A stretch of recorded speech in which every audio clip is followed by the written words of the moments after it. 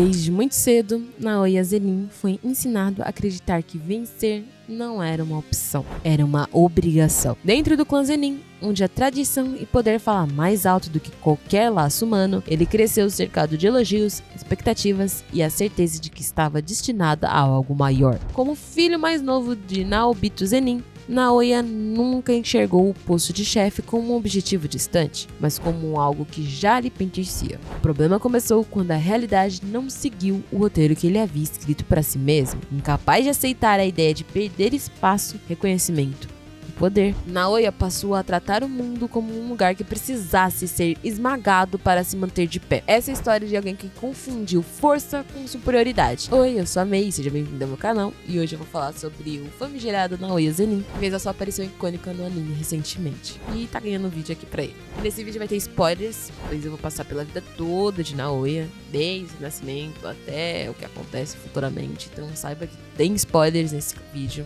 Então já fiquem avisados. Eu também peço pra você deixar um like, curtir e compartilhar esse vídeo, né? Bonitinho. E acho que é isso. Bom, sem relação, vamos nessa. Desde o momento em que veio ao mundo, Naoya Zenin nunca teve a chance de ser apenas mais um. Seu nascimento dentro do clã Zenin já o colocava em uma posição de cobrança e privilégio ao mesmo tempo, especialmente por ser filho mais novo de Naobito Zenin. Muito cedo, ficou claro que ele carregava algo que o clã valorizava acima de tudo: talento. Ao herdar a técnica de projeção, uma das técnicas mais prestigiadas da família, Naoya passou a ser visto não como uma criança, mas como uma promessa. Os elogios vieram antes mesmo da maturidade, e o rótulo de gênio se tornou parte de sua identidade antes que ele pudesse entender o peso disso. Crescendo nesse ambiente, Naoya foi constantemente colocado em um pedestal. Enquanto outros membros do clã precisavam provar seu valor, ele era tratado como alguém que já havia vencido. Isso moldou profundamente sua maneira de enxergar o mundo. Para ele, força era sinônimo de mérito e quem não possuía simplesmente não merecia reconhecimento. Esse pensamento foi reforçado diariamente, criando uma visão distorcida onde a hierarquia importava mais do que a humanidade. Com o passar dos anos, Naoya nunca aprendeu a lidar com limites ou oposições. Ele não foi ensinado a ouvir, a respeitar ou aceitar falhas, apenas a enxergar como superior. O clã Zenin não apenas o criou como um feiticeiro talentoso, mas construiu ao redor dele uma ilusão de grandeza que jamais foi questionada. E foi justamente essa ilusão plantada desde a infância que preparou o terreno para a arrogância, o desprezo e os conflitos que determinariam toda a trajetória de Naoya Zenin. Com o passar do tempo, a forma como Naoya Zenin se apresentava ao mundo passou a refletir exatamente a imagem que ele tinha de si mesmo. Alto, magro e sempre com uma postura confiante. Naoya tinha olhos castanhos e usava o cabelo loiro tingido, com raízes verde escura aparentes. Um detalhe que chama atenção e reforça sua necessidade constante de se destacar dentro do clã. Quase sempre mantinha um sorriso arrogante no rosto, aquele tipo de expressão que deixa claro que ele se sentia acima de outras pessoas. Naoya acreditava de verdade que tinha a aparência ideal para liderar o clã Zenin. Não fazia questão alguma de esconder isso, chegando a insinuar que era muito mais atraente e digno do cargo do que outros membros da família, como Jinichi. O modo como se vestia também ajudava a sustentar essa imagem de superioridade. Naoya usava trajes tradicionais do clã, mas sempre de maneira impecável, como alguém que queria transmitir importância o tempo inteiro. Ele vestia uma camisa branca de mangas longas sob um kimono verde azulado, combinado com hakanas claros e sandálias warashi. Mais do que seguir tradições, aquelas roupas funcionavam como uma extensão do seu ego, representando status, linhagem e autoridade. Até nos detalhes menores, Naoya fazia questão de marcar presença. Ele tinha 3 piercings na orelha esquerda, 1 no lóbulo e 2 na cartilagem superior, algo pouco comum dentro dos padrões mais conservadores do clã, mas que usava como símbolo de confiança e ousadia. No fundo, tudo em Naoya parecia cuidadosamente pensado para reforçar a ideia de alguém que já enxergava-se como líder, mesmo antes de conquistar oficialmente esse lugar. Desde muito cedo, a personalidade de Naoya foi moldada pelo ambiente em que cresceu. Ele não aprendeu a ser arrogante por acaso. Essa arrogância foi cultivada dia após dia dentro do clã Zenin. Sendo o filho mais novo de Naobito e portador de uma técnica rara e valorizada, Naoya foi tratado como alguém especial desde criança. Era constantemente elogiado, chamado de gênio, colocado em um pedestal, enquanto os outros ao seu redor servem quase como degraus para reforçar sua sensação de superioridade. Com o tempo, ele deixou de acreditar que poderia se tornar o sucessor do clã e passou a agir como se o futuro já fosse garantido, independente do que os outros pensassem. Essa criação fez com que Naoya desenvolvesse um desprezo profundo por praticamente qualquer pessoa que não fosse à sua altura, ou melhor, que ele julgasse não estar. Para ele, força era o único critério que realmente importava, e qualquer um considerado fraco automaticamente perdia direito ao respeito. Excluía não só pessoas comuns, mas também membros essenciais do próprio clã. Naoya não demonstrava o menor receio em insultar anciões como Jinichi e Oji, tratando-os como fracassados, mesmo com toda a experiência que eles acumulavam ao longo dos anos. Naoya acreditava que talento natural valia muito mais do que esforço ou vivência, e por isso se via como alguém acima de qualquer crítica.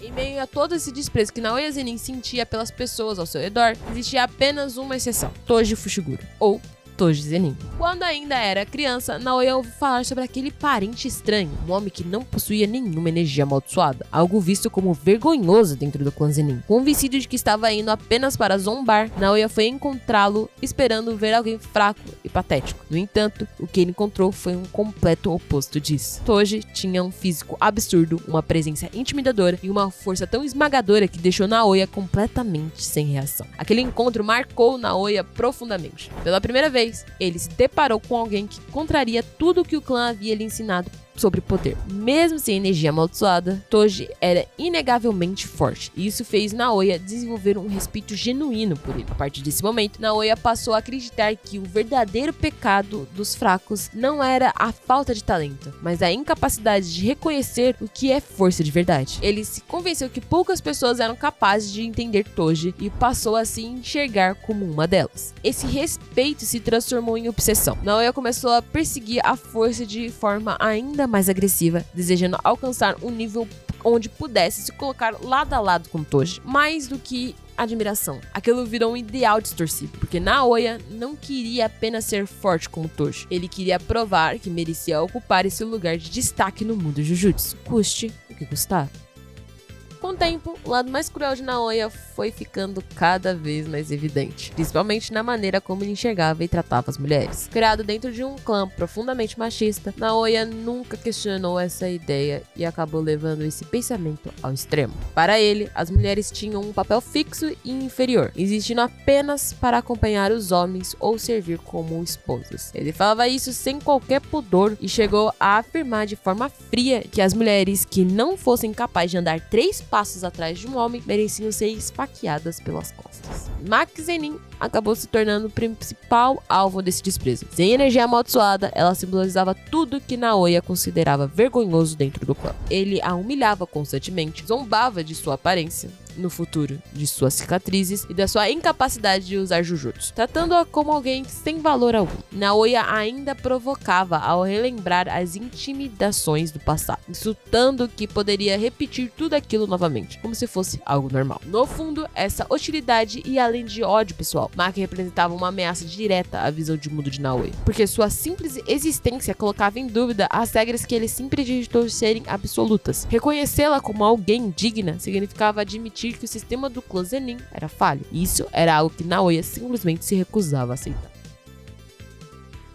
Com o passar dos anos, Naoya consolidou sua posição dentro do clã Zenin, ao assumir a liderança da Hien, a unidade de elite formada apenas pelos feiticeiros mais fortes da família. Esse posto não era apenas um título, mas a confirmação prática de tudo aquilo que ele acreditava sobre si mesmo. Para Naoya, liderar a Hien significava estar acima da maioria dos Zenins, tanto em poder quanto em status, reforçando a ideia de que era o sucessor natural do clã. Reconhecido como feiticeiro de primeiro grau especial, Naoya era visto como alguém próximo do auge do talento dentro das 3 grandes famílias. Sua força era comparável à do seu próprio pai, Naobito, e isso alimentava ainda mais sua autoconfiança. Ele se via muito acima dos outros membros experientes do clã, como Eoji e Jinichi, a quem tratava como se fossem irrelevantes, ignorando completamente seus anos de experiência e vivência em combate. Naoya também se orgulhava da forma como lutava. Ele evitava o uso de armas, acreditando que um verdadeiro feiticeiro deveria vencer usando apenas o jutsu e combatendo corpo a corpo. Para ele, depender de lâminas ou ferramentas era um sinal de fraqueza. Essa mentalidade reforça sua imagem de combatente puro e dominante, mas também revela uma contradição, já que em momentos extremos ele não hesita em recorrer a uma faca escondida. Ainda assim, dentro da Rie, Naobito se via como o ápice do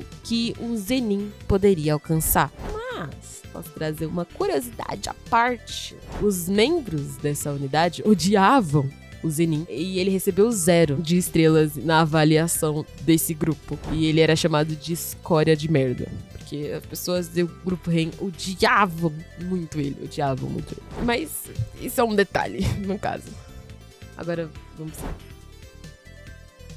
A técnica de Naoya é chamada de técnica de projeção. Funciona de um jeito estranho à primeira vista, mas a ideia por trás dela é mais simples do que parece. Basicamente, o usuário divide cada segundo em vários quadros, como se o mundo estivesse funcionando em uma animação. Ao seguir exatamente esses quadros com o próprio corpo, Naoya consegue se mover em altíssima velocidade, dando a sensação de que ele desaparece e reaparece em outro ponto. O problema é que essa técnica não afeta apenas só quem usa. Quando Naoya toca em alguém, ele força essa pessoa a seguir as mesmas regras de movimento. Se o alvo não conseguir se mover dentro desses quadros invisíveis, o corpo simplesmente trava por um instante. E por isso que muitos inimigos ficam paralisados, mesmo sem entender o que está acontecendo, ficando completamente abertos para ataques. Essa técnica é extremamente poderosa, mas existe precisão absurda. Um único erro nos movimentos pode causar efeitos negativos até para o próprio usuário. Mesmo assim, nas mãos de Naoya, a técnica de projeção se torna uma arma cruel, feita para dominar o ritmo da luta e esmagar adversários que não conseguem acompanhar sua velocidade.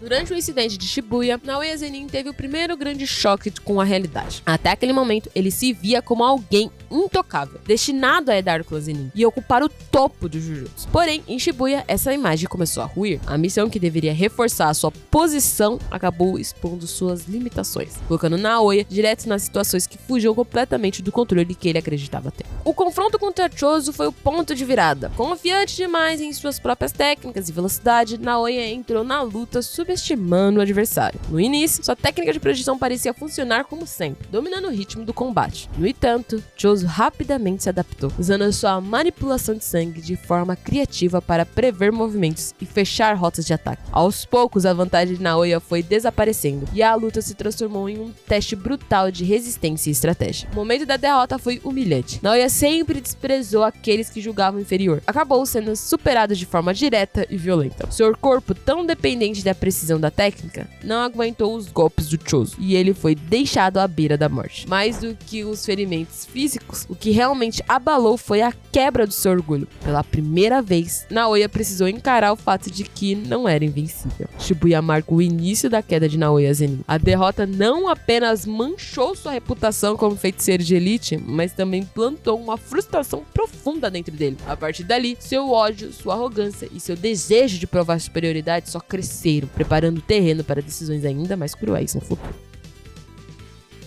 Após o incidente de Shibuya, o clã Zenin entrou em colapso. Naoya acreditou que aquele caos poderia facilmente colocar no topo com a morte de Naobito. Ele se via como o herdeiro natural do clã, alguém que restauraria a ordem do clã do jeito que sempre acreditou ser correto. No entanto, essa expectativa foi destruída quanto ao testamento de Naobito, revelando que Megumi Fushiguro, alguém de fora da família principal, era o verdadeiro sucessor. Para Naobito, aquilo foi uma humilhação absoluta. E isso é o que faz ele ir para Shibuya atrás de Megumi para poder matar ele, e acaba encontrando e perdendo pro Chozo. Enquanto Naoya lidava com essa frustração, Maki Zenin retornou ao clã após sobreviver ao incidente, que quase a matou. Diferente da garota que ele sempre desprezou, Maki voltou transformada, com uma força física monstruosa e uma presença que impunha medo até nos membros mais poderosos da família. Claro que ela foi jogada em poço e tudo mais. Eu não vou contar muito dessa parte da Maki, no que aconteceu da Maki, porque vai ter um vídeo da Maki no futuro. mas saibam que teve uma transformação grande até eles se encontrarem de novo. O que seguiu foi um massacre que expõe toda a podridão clã Zenin. Um a um, os membros que sustentavam aquele sistema cruel foram derrotados sem piedade. Naoya tentou enfrentar Maki, acreditando que, mesmo naquele cenário, ainda era superior. Ele não conseguiu aceitar que justamente ela, a pessoa que sempre foi tratada como lixo, fosse agora a maior ameaça. A luta deixou claro o abismo entre os dois. Maki não lutava por reconhecimento ou aprovação, enquanto Naoya estava preso aos orgulhos e às regras de um clã que já estava condenado. O massacre do clã Zenin não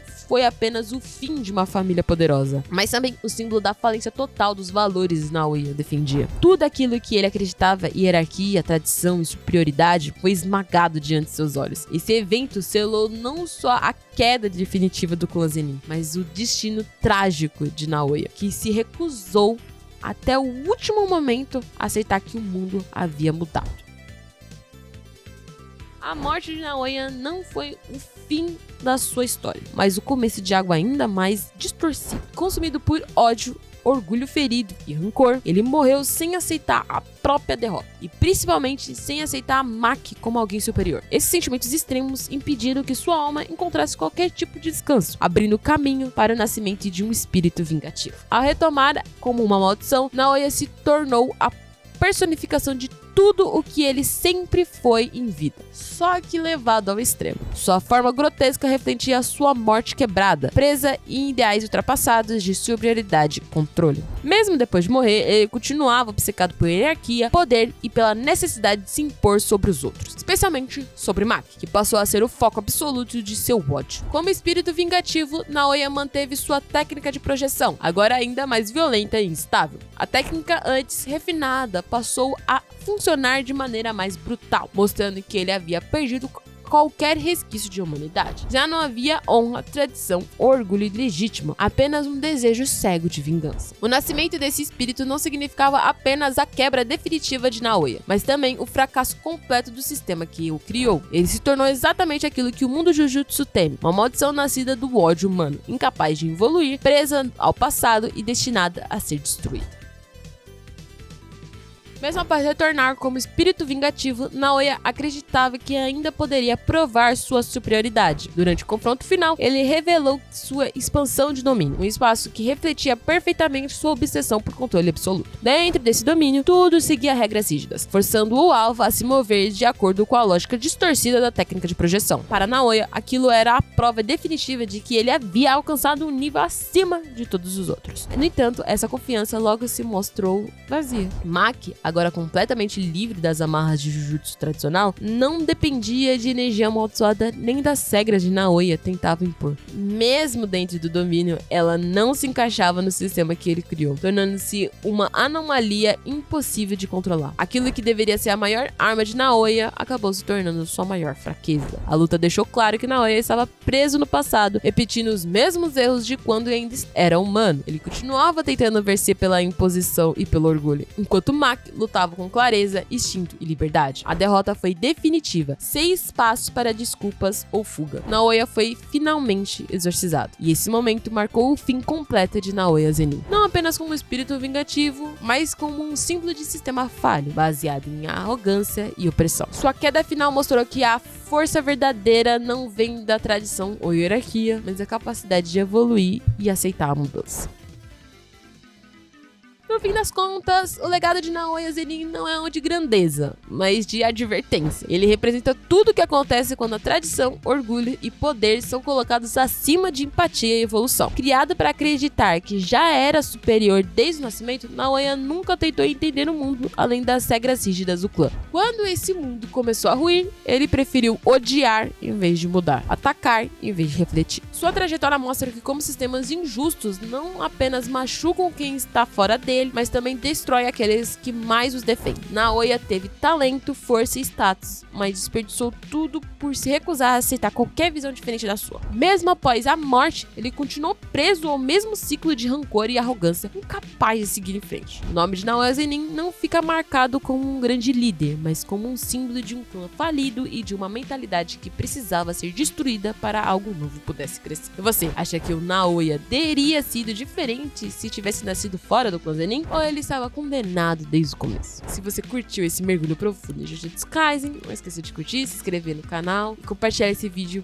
porque aqui a gente analisa não só a força, mas também o peso das escolhas. Até mais.